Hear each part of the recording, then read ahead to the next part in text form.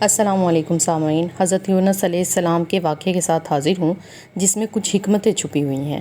حضرت یونس علیہ السلام کے بارے میں مشہور ہے اور آپ سب بھی پہلے سے جانتے ہوں گے کہ حضرت یونس علیہ السلام وہ پیغمبر ہیں جن کو اللہ تعالیٰ نے مچھلی کے پیٹ میں زندہ رکھا تھا۔ حضرت یونس علیہ السلام بہت ہی مشہور پیغمبروں سے تعلق رکھتے ہیں۔ حق تعالیٰ نے انہیں شہر نینوا میں، جس کو آج کل دمشق کہتے ہیں، پیغمبر بنا کر بھیجا تھا۔ انہوں نے اپنے فرائض منصبی کو اتم درجے تک پہنچانے کی ہر ممکن کوشش کی۔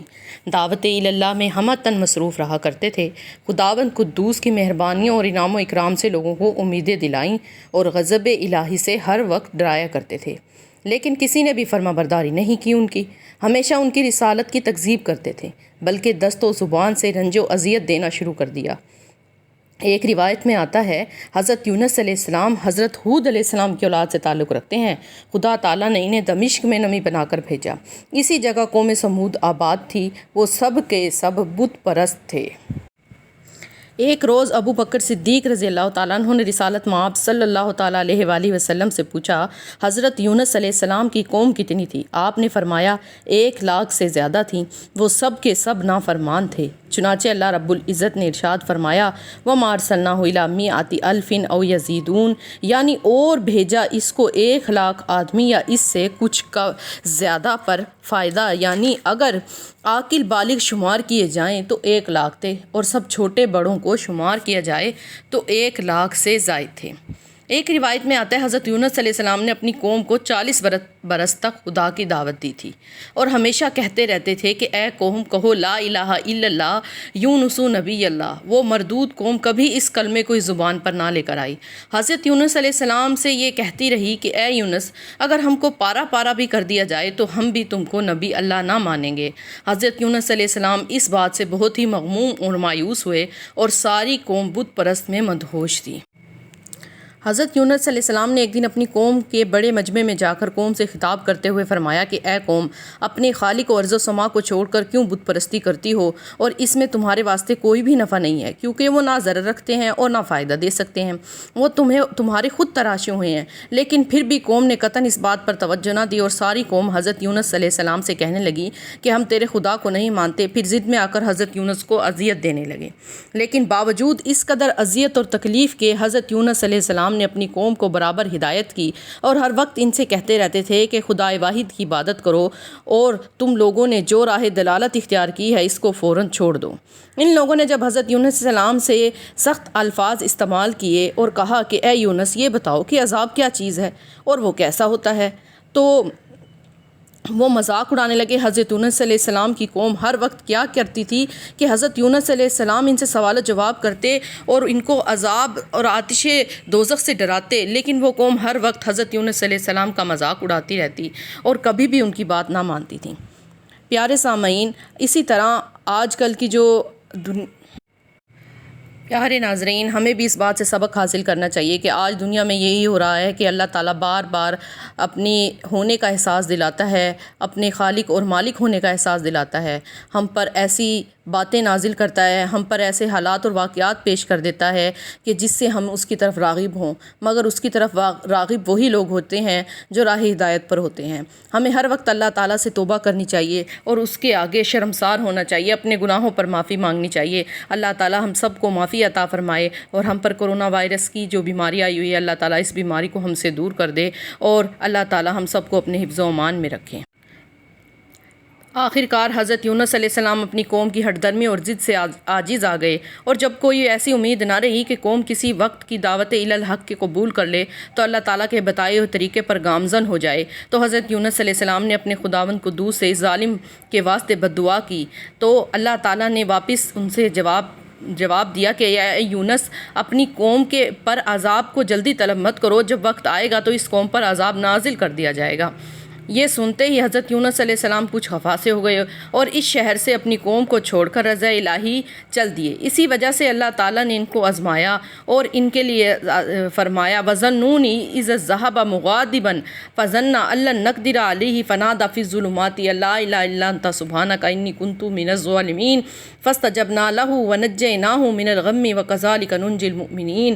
مچھلی والے کو دیکھو، جب چلا گیا غصے سے لڑ کر اور پس وہ سمجھا کہ ہم نہ پکڑ سکیں گے، پس پکارا بیچ اندھیروں کے کہ وہاں کوئی حاکم نہیں تیرے سوا، تو بے عیب ہے، بے شک میں تھا گناہ گار، پس میں نے قبول کی اس کی پکار، اور نجات دی ہم نے اس کو غم سے اور اندھیرے سے، اور اس طرح ہم نجات دیتے ہیں ایمان والوں کو۔ آج کل کا یہ جو دور چل رہا ہے، اس میں یہ دعا نہایت ہی اہمیت کی حامل ہے۔ اگر کسی کے اوپر کوئی پریشانی ہے، کوئی وقت برا ہے، کسی بھی قسم کی کوئی پریشانی ہے، تو اللہ تعالیٰ کو پکارے، جیسے حضرت یونس علیہ السلام نے پکارا تھا اور فرمایا تھا لا الہ الا انت سبحانک انی کنت من الظالمین۔ اللہ تعالیٰ اسی طرح اپنے بھٹکے ہوئے لوگوں کو راہ دیتا ہے۔ اللہ تعالیٰ ہمیں بھی سیدھی راہ پر چلنے کی توفیق عطا فرمائے، صراط مستقیم عطا فرمائے۔ پیارے سامعین، اگر آپ کو میری یہ ویڈیو اچھی لگی ہو اور مزید ایسی ویڈیوز دیکھنا چاہتے ہوں تو میرے چینل کو سبسکرائب کریں اور ان ویڈیوز کو شیئر کریں، اور آگے بھی اچھی ویڈیوز دیکھنے کے لیے بیل آئیکن کا بٹن دبا دیں تاکہ میری آنے والی تمام ویڈیوز آپ تک پہنچتی رہیں۔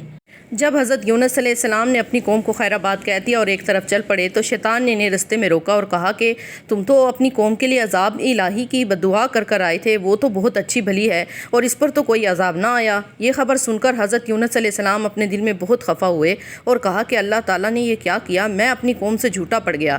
یہ کہہ کر وہ کسی طرف چل دیے، اللہ تعالیٰ کے حکم کا انتظار نہ کیا۔ چلتے چلتے وہ دریا کے کنارے پہنچے اور وہ ایک کشتی پر سوار ہو گئے۔ جب وہ کشتی کی دریا کے بیچ میں پہنچی تو بھنور کے چکر کھانے لگی۔ یہ کیفیت دیکھ کر لوگوں نے کہا بھائی اس کشتی میں کسی کا غلام ہے جو اپنے مالک سے خفا ہو کر بھاگا ہوا ہے۔ کشتی والے نے بہت معلومات کی، کچھ بھی پتہ نہ چلا۔ آخرکار قرعہ اندازی کی گئی تو اس قرعہ اندازی میں حضرت یونس علیہ السلام کا نام ہی نکلا۔ چنانچہ کشتی والوں نے حضرت یونس علیہ السلام کو دریا میں ڈال دیا تاکہ کشتی بھنور سے بچ سکے۔ جب حضرت یونس علیہ السلام کو دریا میں ڈال دیا گیا تو اسی وقت ایک بڑی مچھلی کو حکم ہوا کہ پیارے بندے یونس کو ثابت نکل جا اور کسی طرح سے کوئی گزند نہ پہنچے۔ یہ سنتے ہی ایک بڑی مچھلی حضرت یونس علیہ السلام کے قریب آئی اور وہ انہیں ثابت ہی نگل گئی۔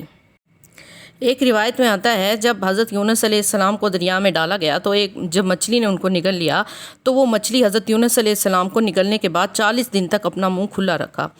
کچھ روایات میں ہے کہ 40 دن یا اس سے زیادہ حضرت یونس علیہ السلام مچھلی کے پیٹ میں رہے۔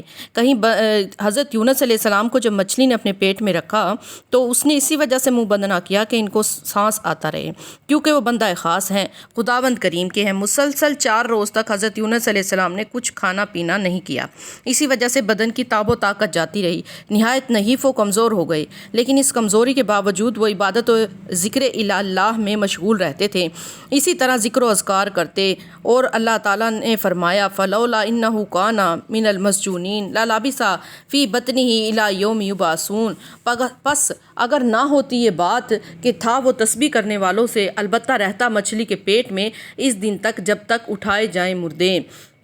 یعنی یہاں سے یہ بات ثابت ہوتی ہے کہ اللہ تعالیٰ نے ارشاد فرمایا ہے کہ اگر وہ تسبیح و تحلیل نہ کرتا تو قیامت تک مچھلی کے پیٹ میں رہتا، اور انہوں نے اللہ تعالیٰ کی تسبیح بیان کی، اسی وجہ سے اللہ تعالیٰ نے ان پر رحم کیا اور اللہ تعالیٰ نے ان کو مچھلی کے پیٹ سے نجات دی۔ کچھ روایات میں آتا ہے کہ اللہ تعالیٰ نے جب مچھلی کے پیٹ میں انہیں ڈالا تھا تو کچھ مچھلیوں کو حکم دیا تھا کہ جاؤ اور انہیں سونگو تو وہ ہر مرض سے شفا پا جائیں گے۔ بے شک پیارا رب اپنی قدرت کاملہ اسی طرح لوگوں کو دکھاتا ہے تاکہ وہ اس پر ایمان لے کر آئیں۔ غرض حضرت یونس علیہ السلام کو اپنے پیٹ میں لے کر سمندر میں پھیلتی گئی اور اپنے قدرت الہی دکھاتی رہی۔ تقریباً 40 روز کے بعد حضرت یونس علیہ السلام کی خصوصیت سے اللہ تعالیٰ کو جب پکارا تو اللہ تعالیٰ نے ان کی گریہ زاری قبول کی اور اللہ تعالیٰ نے ان کو مچھلی کے پیٹ سے آزادی عطا فرمائی۔ جب مچھلی نے حضرت یونس علیہ السلام کو دریا کے کنارے سوکھے پر اگل دیا تو حضرت یونس علیہ السلام نے اس مچھلی کے پیٹ سے باہر خشکی پر آ گئے اور اللہ تعالیٰ کی حمد و ثنا اور شکر ادا کرتے ہوئے 4 رکعت نماز ادا کی۔ ایک روایت میں آتا ہے کہ وہ 4 رکعت جو حضرت یونس علیہ السلام نے بطور شکرانہ ادا کی تھیں وہ عصر کی نماز تھیں۔ اس نفل نماز کو اللہ تعالیٰ نے امت محمدیہ صلی اللہ تعالیٰ علیہ وآلہ وسلم کے واسطے فرض کر دیا، اور جس قوم سے حضرت یونس علیہ السلام خفا ہو کر نکلے تھے ان کے پیچھے خدا نے ان پر عذاب نازل کیا۔ اچانک ایک آگ غضبناک آسمان سے مثل سرخ کے نازل ہوئی اور آنن فانن ان کے سروں پر پہنچ گئی۔ وہ ہمارے خوف کے سب ایک میدان میں جا کر 2 فرقوں میں تقسیم ہو گئے، ایک فرقہ بوڑھوں اور جوانوں کا اور دوسرا فرقہ عورتوں اور لڑکوں کا، اور ایک جگہ پر تمام مویشیوں کو جمع کر دیا۔ اس کے بعد سب اپنے اپنے سروں کو ننگا کیا اور سب کے سب سجدے میں گر گئے اور بہت ہی زیادہ خدا کے دربار میں گریہ ازاری کی اور خدا سے دعا مانگی اور کہا کہ اے اللہ، ہم تیرے پیغمبر کی باتیں ضرور مانیں گے، ہم نے اب توبہ کی ہے تو اب ہم کو اس بلائے ناگہانی سے نجات عطا کر دے۔ اگرچہ ہم سب عذاب کے مستحق ہیں، تو ہی ہماری توبہ قبول کرنے والا ہے اور ہم کو عذاب سے نجات دینے والا ہے۔ جب انہوں نے اس طریقے سے گریہ ازاری کی تو اللہ تعالیٰ نے ان کی توبہ قبول فرمائی اور انہیں اس بلا اور عذاب سے نجات دلائی، جس طرح اللہ تعالیٰ نے حضرت یونس علیہ السلام کو ان کے عذاب سے رہائی دلائی۔ اللہ تعالیٰ ہم تجھ سے حضرت یونس علیہ السلام کے وسیلے سے دعا کرتے ہیں، اللہ تعالیٰ ہماری امت محمدیہ پر بھی اسی طرح اپنا رحم و کرم فرمائے اور اس دنیا پر جو یہ آفت آئی ہوئی ہے اللہ تعالیٰ اس کو دور فرمائے۔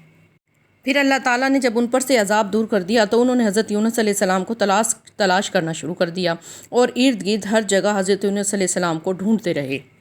ایک روایت میں آتا ہے جب حضرت یونس علیہ السلام نے نماز عصر ادا کر لی تو وہاں پر دھوپ ہی دھوپ تھی، کوئی سائے کی جگہ نہیں تھی اور وہاں پر نحیف اور کمزور لیٹے رہے۔